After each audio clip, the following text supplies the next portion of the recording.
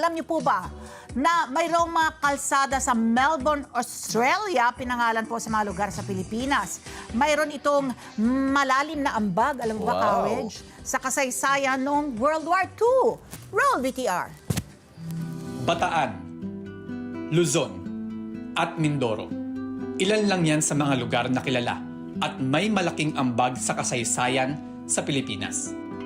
Pero ang hindi alam na nakararami na ang mga lugar na yan na matatagpuan lamang sa Pilipinas ay ipinangalan din sa mga kalye dito sa Melbourne, Australia.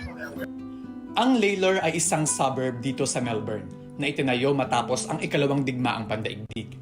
Noong 1946, nagsama-sama ang mga dating sundalong Australian at itinatag ang Peter Lalor Home Building Cooperative Society na ang pangunahing misyon ay makapaghandog ng tahanan para sa mga magbabalik na veteranong sundalo at para sa kanilang pamilya.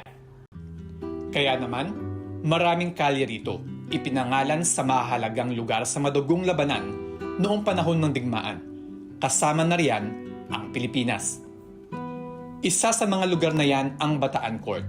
Ang Bataan ay naging saksi sa matinding laban ng mga sundalong Pilipino at Amerikano laban sa puwersa ng Hapon noong 1942. Matapos bumagsak ang depensa, sumiklab ang trahedyang tinatawag na Bataan Death March na sumisimbolo ngayon ng sakripisyo at katapangan.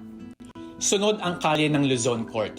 Ang Luzon ang pinakamalaking isla ng Pilipinas at dito isinagawa ang malawakang kampanya ng mga Allied Forces para palayain ang bansa mula sa pananakop. Ang pagsalakay sa Lingayen Gulf at ang pagbabalik ni General Douglas MacArthur ay ilan sa mga hindi malilimutang pangyayari noon sa digmaan. At ang huli ay ang kalye ng Mindoro Crescent. Noong December 1944, naging daungan ang Mindoro ng mga tropang Amerikano.